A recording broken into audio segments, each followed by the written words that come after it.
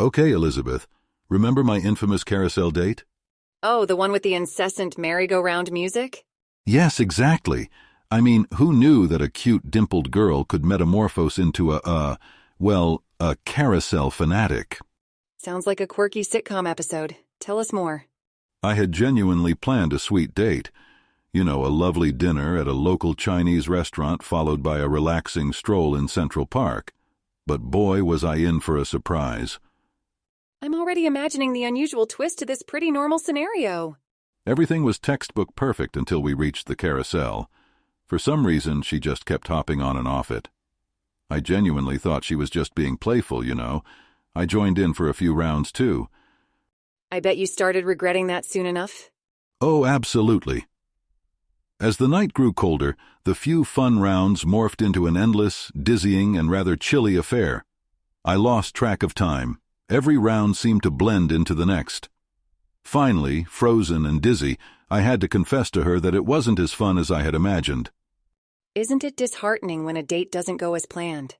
Yes, especially when the carousel kept turning long after my expectations had toppled. That's rather hilarious just picturing it. Oh, Richard, your carousel date is hilariously in line with what we're discussing next, don't you think? Oh yeah, expectations versus reality, right? Exactly. It is interesting how our expectations for something, especially something as significant as a first date, can wildly differ from the actual experience. You know, and let's not forget, this idea of expectations, it's not just about the events that take place, but ultimately how we envision the person to behave or react to certain situations. Absolutely. I remember reading this research on dating psychology. Apparently, men tend to focus on the visual attractiveness and social status, while women are more interested in intelligence, job prospects, and whether their partner would be good in a long-term relationship. I suppose the cultural background plays a significant role too. For instance, back in China, good manners, respectfulness, and ultimately being able to provide a stable life are more or less expected when dating. Whereas here in New York, I have seen a much more casual dating culture. That's fascinating, Richard. I think for me, as an introverted professional, I surely appreciate a person who is articulate and brings work-life balance. Each of us, introverts and extroverts alike, lean into dating with our individual styles, don't we? Absolutely. That's the fun part. Each of us comes to the date table with our own set of rules and expectations, only to discover reality might have other plans. It's surprising how much what happens on a first date can open the door to learning about compatibility. Don't you think, Richard? Yeah, I mean, look at our friend Jake.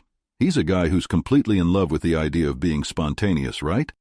Oh, you mean the artsy restaurateur who showed up for his first date with a paintbrush instead of flowers? Yep, that's him. It left his date surprised, but it worked because the girl was an artist. That actually sounds really charming. But then again, compatibility isn't just about shared interests, is it? There's also this whole aspect of personality matching. How much does their energy align? Absolutely. Remember Sarah's story? She went on a date with a guy who talked non-stop about his travels. She's an introvert who loves reading. That didn't go well. That was a disaster. As an introvert, I can actually feel her pain. Yeah. And that's the interesting part, isn't it? Sharing experiences brings to light how mismatched we can be, and yet we still hope for the best on first dates. And I think it's important we do. It's through these upturns and obstacles that we learn what really fits us. We continually grow, modifying our expectations and accepting reality. The library off East 97th is my favorite coffee shop for a first date. It's warm, intimate, and offers a serene atmosphere. And if you're looking for a restaurant, Blue Hill in West Village never lets you down. The food there is art itself. Interesting. A cozy coffee shop or a top-rated restaurant would definitely be a safe choice. But for me, I usually find something unique and fun to do on a first date. Have you heard of Nighthawk Cinema? It's not just a regular movie theater. They provide unique menu items and cocktails inspired by the movie you're watching. Mixing entertainment with dining, it's an ideal place to break the ice. That sounds like a nice choice too, especially for movie buffs. Would you say you tend to avoid more traditional date spots? I wouldn't say avoid, more like I prefer places where we can learn something new about each other. I think it stimulates interesting conversation. What about you, Elizabeth?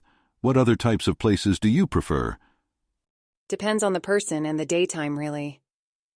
There is this art gallery in Midtown, Peter Alexander Art, I really love. If that's not your thing, Central Park is a safe bet. You can talk while walking or sit on a bench and enjoy the scenery. It's really relaxing. Ah, I see where you're going with this. I can relate to that on some level. I also suggest places like street food fairs or even cooking classes. It's pretty relaxed and the activity keeps the conversation flowing.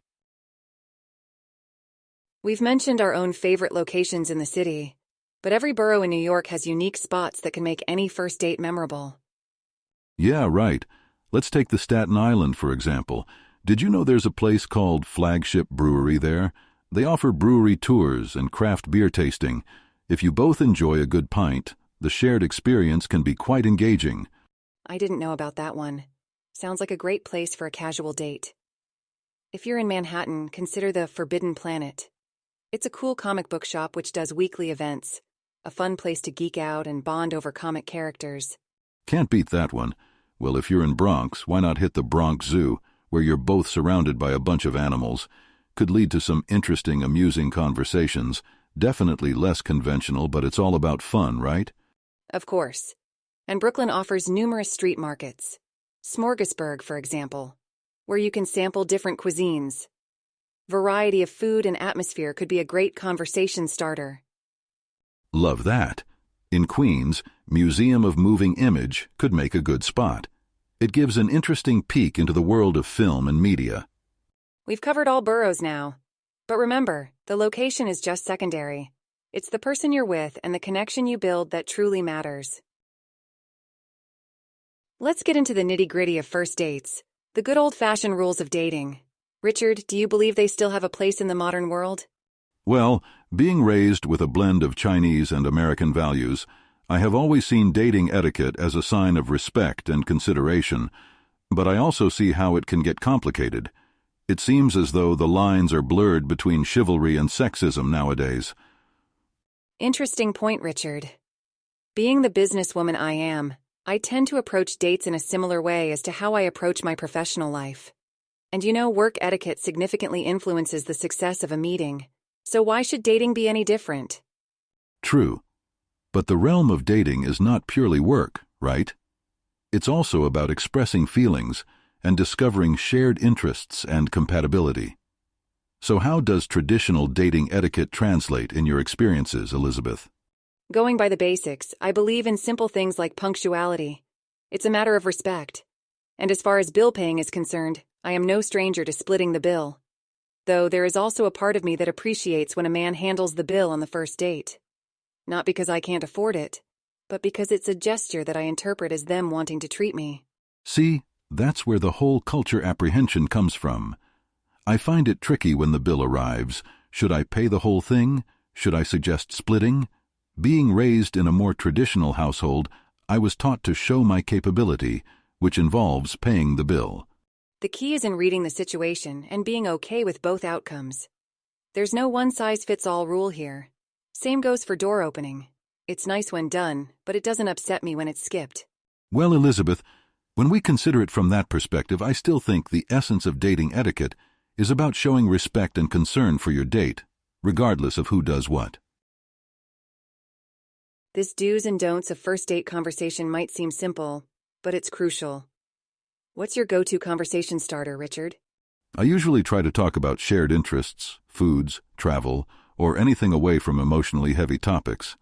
I feel it's safer to avoid sensitive topics on a first date. I agree on avoiding sensitive topics. But sometimes don't you feel you need to tackle them to understand if you two are fundamentally compatible? It's a balancing act, isn't it? On one side, you want to keep the conversation light and frothy. On another, you want to ensure you're not wasting time on a dead end. What a conundrum. It is indeed. But knowing when and how to navigate those trickier conversations comes with experience. Approaching the topic of compatibility, let's talk physical attraction. Is a goodnight kiss appropriate on the first date? The goodnight kiss question is tough. For me, it really depends on how well I feel the date went. I guess you're right. Assuming both sides are comfortable, it's an individual decision. Richard, how punctual do you think one should be on a first date? Well, Elizabeth, I believe punctuality is crucial. You don't want to give off a bad impression by making the other person wait. It's about respecting the other person's time, isn't it? Yes, perfectly said, Richard. It does boil down to respect. Now, when it comes to manners, do you think they play a significant role during first dates? Of course, etiquette and manners are important. But more than just opening doors and pulling out chairs, I feel it's about recognizing the other person's comfort. Acknowledging their choices and respecting them speaks volumes about one's character. I think that's the modern-day chivalry. Wouldn't you agree? Richard, I couldn't agree more. The concept of manners has indeed evolved with time.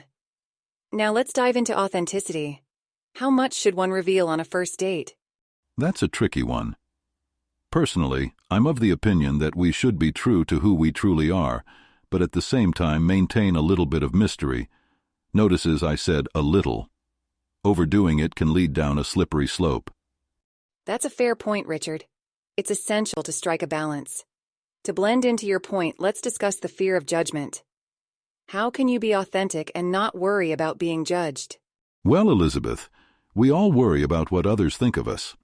However, we rather should share our authentic selves and see if who we genuinely are is compatible with the other person.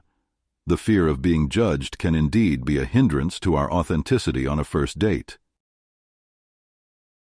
Richard, can we just agree that dresses or shirts, hairstyles or accessories, they all play a crucial role in making first impressions on a date?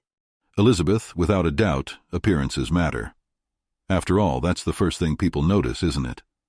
But let me tell you, as a guy, I think a casual attire is more comfortable, and honestly, more me. I see where you're coming from, Richard. So, basically, you're suggesting being comfortable in our own skin? Sure, Elizabeth. So if you feel good in a pair of jeans and a t-shirt for a date, go for it.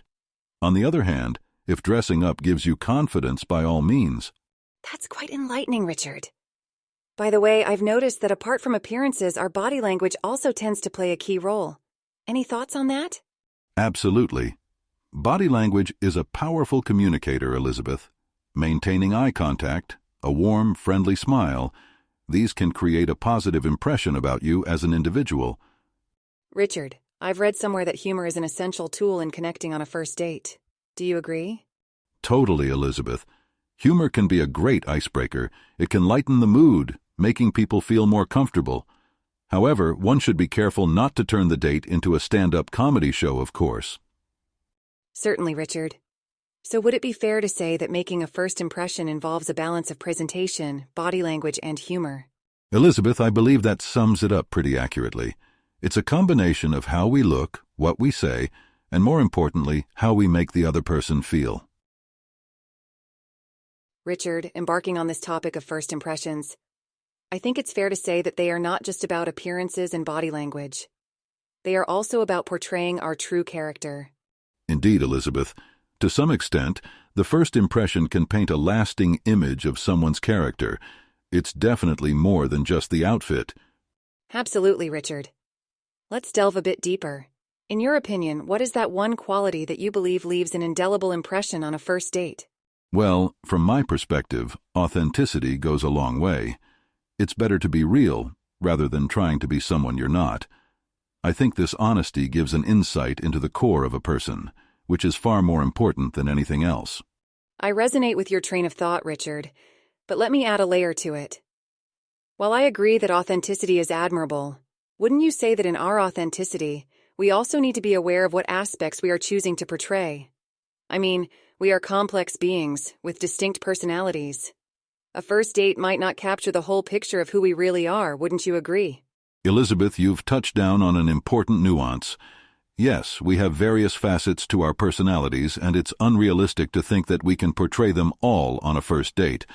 However, if we try to project only what we think the other person wants to see, that can taint the authenticity of the impression we make. You're making a solid point, Richard. And to build on it, we can even loop back to our discussion on anchoring it all with humor. Because humor can be a great window into someone's character, right? Exactly, Elizabeth. I guess the key takeaway from our discussion is that while first impressions are vital, it's important to be genuine and show your real personality while wading through the interaction, and sprinkling it with a dash of humor wouldn't hurt, would it? Richard, we have navigated through a myriad of first date nuances. But there's this one factor we've yet to discuss: first date anxieties. Now, I am a self-professed introvert, and the thought of a first date can actually stir the butterflies in my stomach. Really, Elizabeth? You seem so confident and composed.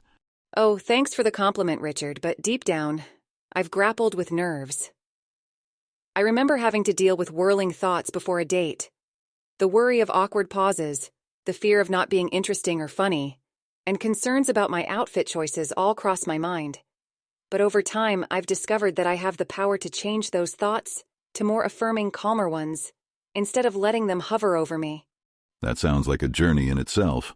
Care to share your secret techniques? Gladly, Richard. Before any date, I prefer to set aside some time for myself. I like to meditate to help calm my nerves and bring my focus to the present moment. Meditating, huh? It sounds calming. Do you have any particular type of meditation you do? Yes, I usually go for grounding exercises, focusing on your senses, encouraging mindfulness. You mean like feeling the texture of the dress you're wearing or smelling the perfume you put on? Exactly, Richard. Doing these exercises helps me to escape from the swirl of anxious thoughts and brings me back to reality. It has a significant calming effect and sets the tone for the entire evening. Now, I might not be well versed in managing first date anxieties, but one could argue that being your authentic self is key. I agree with you, Richard. In most cases, authenticity can actually alleviate anxiety. But what if the anxious thoughts are about how you perceive your own authenticity? Your fear of judgment can make it difficult to present yourself authentically. That's a difficult one. On one hand, you want to be yourself, but on the other, you want to present yourself well. Exactly. You want your date to see the real you, but you fear that the real you might not be date-worthy. There's this internal battle. I assume that's why you do your grounding exercises before every date. Yes, they help, Richard, but ultimately, it's the fear of judgment that needs to be dealt with. Once you come out of the swirl of thoughts with grounding exercises, you need to remind yourself that you are worthy and deserving of love and connection. So basically, replace the negative narratives with positive ones. Precisely. It won't be easy and it will not happen overnight. But the progressive reframing of beliefs about oneself can have a profound impact. I see. Changing our perspectives can definitely alter the way we perceive our anxieties. Could we perhaps channel our nerves into enthusiasm too? Absolutely, Richard. That's an excellent point. Instead of considering the first date as an interview, it could be seen as an opportunity to meet someone new and possibly learn something about yourself. This framing relieves some pressure and creates a sense of anticipation. Blind date at a salsa dancing class, and I can't dance. That's got to be my favorite listener story so far. Richard, tell us about yours. What a funny story. Mine is spilled coffee all over myself and my date at a Starbucks. I can't even imagine how embarrassing that would be. I guess it's better to spill soup, but coffee, that's going to leave some stains. Oh, the coffee stains never spoke louder. Now let's get to answering some listener questions. Here's the first one. How should I handle a date when the other person is clearly not interested? Richard, what do you think? Well, that can be tricky, right? But I think, first of all, you could try to engage more, make the conversation more interesting. Ask about their passions, their dreams. If it still doesn't help, it's perfectly valid to politely end the date. Dating should be a two-way street. Yes, it's always better to maintain a respectful stance. And to add to Richard's point, dating should be about enjoyment. It's not about impressing or pretending to be someone we're not. If the compatibility is not there, forcing it won't help. Our next question is, should we talk about our professions on the first date? Now, this is something I can certainly share my thoughts on. My advice would be to not let your profession dominate the conversation. It's definitely part of who we are, but it doesn't define us. A first date is about getting to know the other person on a deeper level. Talking endlessly about work can sometimes feel more like a job interview than a date. Well put, Elizabeth. I mean, isn't the whole point of a first date to find common interests outside of work? Like food, for instance. Talking about your favorite dish can be far more interesting than explaining what you do at your job. And our final question for the day is, do women like it if men take initiative on first dates? Elizabeth, I'd love to hear your thoughts on this. I can't speak for all women, Richard, but personally, I appreciate it when a man takes initiative. However, I also believe in the importance of sharing that initiative. Both parties should feel comfortable in expressing their thoughts and feelings, deciding on where to go, what to do, initiating a conversation. It makes the date balanced and enjoyable to both. First dates can be nerve-wracking, huh?